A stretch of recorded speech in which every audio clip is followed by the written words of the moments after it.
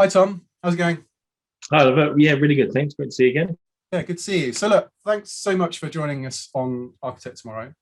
There's a range of things I'd like to talk to you about, but before we get into that, we were just talking about hiding self-view. So, like when you're on video calls like this, hiding self-view, and it's interesting to sort of hear what you think. But I read something that said basically that when you see yourself, when you see a reflection of yourself, there's like a part of your brain, there's like a part of your psychology that behaves. So you behave differently when you can see yourself.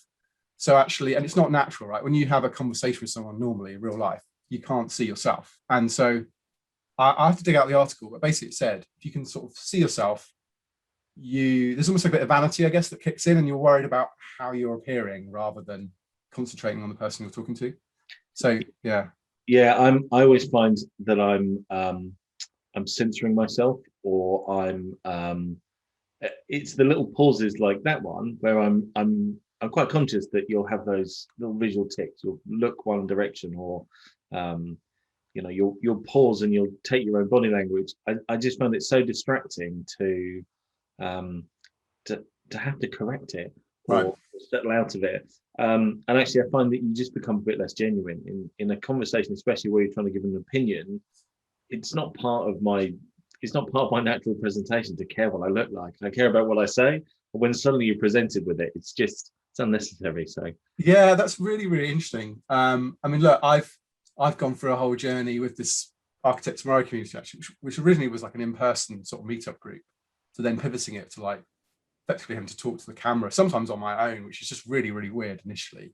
And so you just sort of pretend the camera is someone you're having a chat with. And that's kind of the way I manage it. But no, really interesting to hear what your thoughts are on the whole self-view thing, because I think it seems silly that it's on by default. It almost feels like actually no, that's not true. I suppose it's sometimes helpful to see how you're looking and then switch it off. That's generally what I do now, right? Right.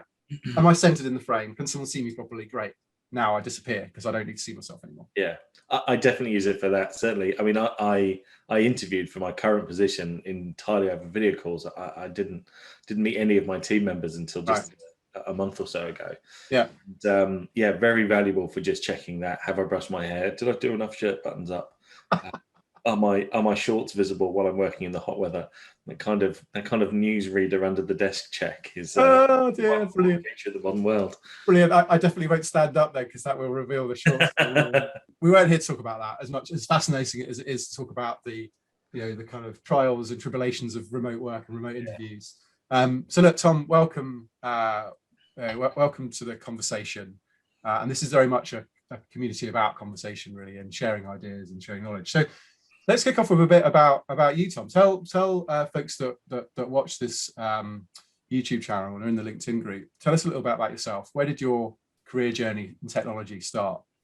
I mean, my career in technology started in about 2001, so I'm Okay. almost exactly 20 years in. I had an entirely different plan for my life. I was off to study languages and linguistics and Okay.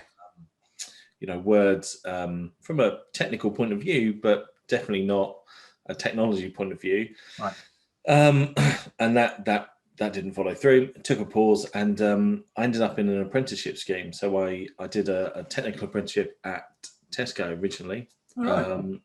And I spent quite a long time there. I was there for nearly 13 years. Right. I worked my way through some support positions, really, really important period of my career spent on a service desk and just learning to, what I always think of as speaking to angry people. It's getting in there when someone needs help Right. and providing a little bit of opportunity to fix something instead of an opportunity to complain about it. Right. And I went from there into some AD and end user support and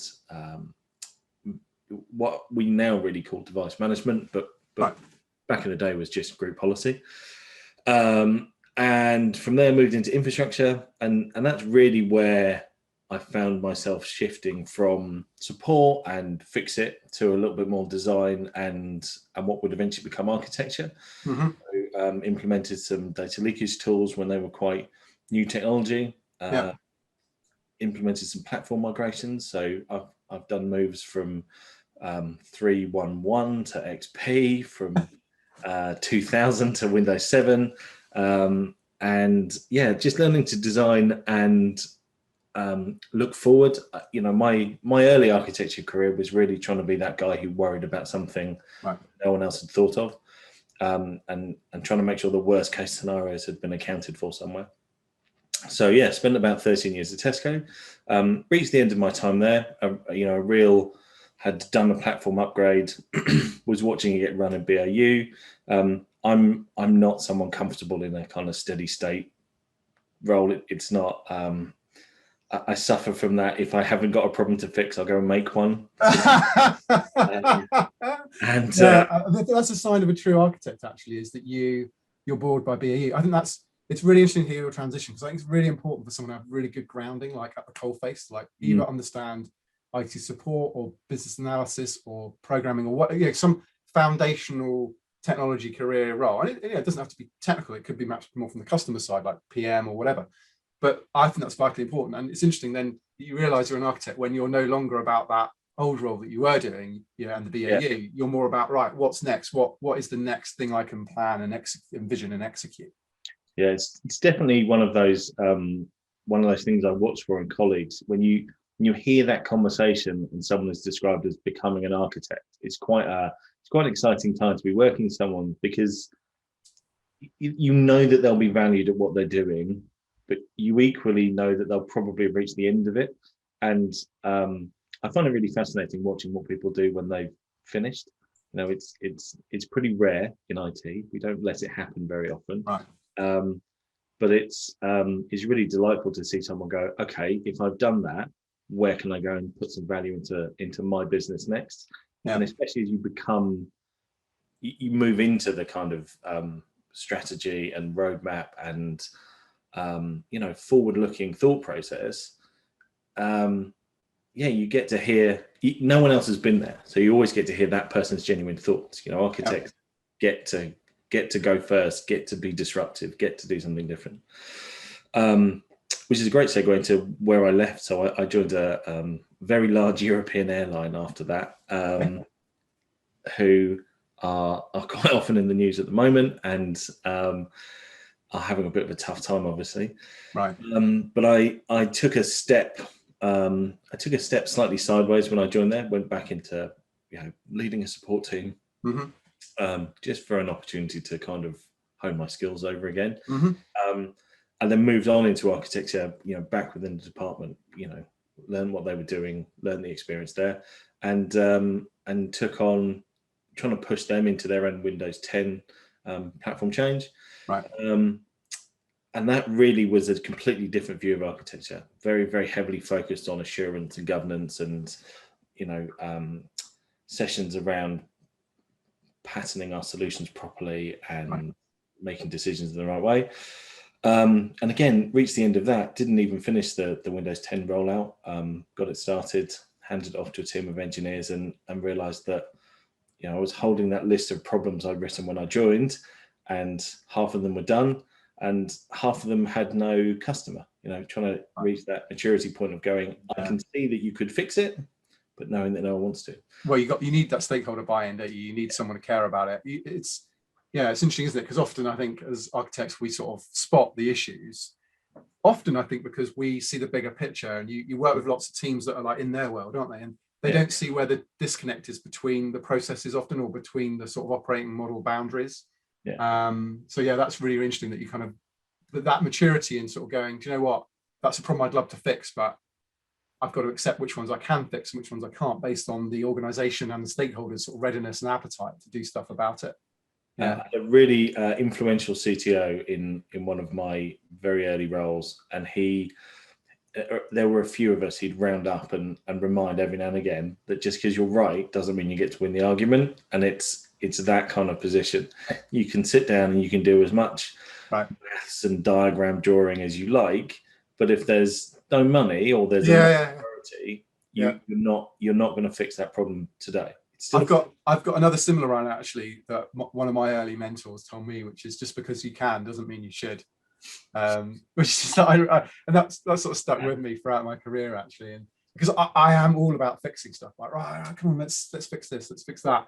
And then sometimes I just have to stay back and go, you could go and throw a hand grenade over there, but it's going to go off. And is that really what you want? Is that really what you want to do?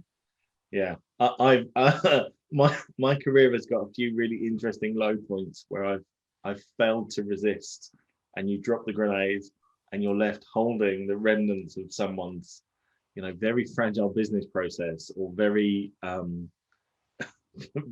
very valuable revenue generating team, and there they go on then. Well, I didn't mean today, and obviously we'd need 6 months of planning, and need to go and do a budget submission, and just patch it together while you can.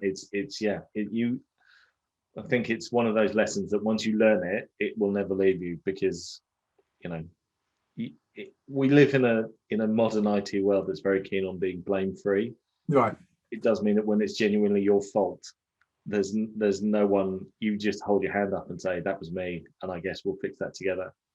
These sorts of anecdotes that we're describing are, I think, the reason why it's really hard for you to have the notion of and why you don't see this notion of a junior architect, right? It's like very hard to like bring someone in directly to do this role, because actually you need, as I said earlier, you need that kind of experience of difficult situations, stakeholder management and engagement. You need that sort of commercial and technical savviness, and that blend to go, yeah, technically we could do that, but commercially, does it make sense? And sometimes someone who's raw, keen, and enthusiastic perhaps won't see that bigger picture. Certainly find for me that people have that sort of watershed moment. They've either caused a really huge problem, and I've always told anyone I'm working with, if you break something, and you're on the lead to fix it, you need to treasure those experiences. You don't get to make that kind of experience on purpose. You have to reach it by accident, and capitalizing on, well, I've broken everyone, I can only get better. We can't put ourselves there intentionally. Yeah. I mark people by the biggest problem they've ever fixed, quite commonly. And the other one is things like, if you do I know a lot of people who took on an architecture title after moving to Windows 7, because it was one of those technologies, certainly in my domain, that meant you had to pull the lid off things that we'd left shut for a really long time. Right. A lot of companies did things like, rebuild their entire forest structure. And, you've got people who've anecdotally understood how you replicate between domains and forests, but have never practically done it.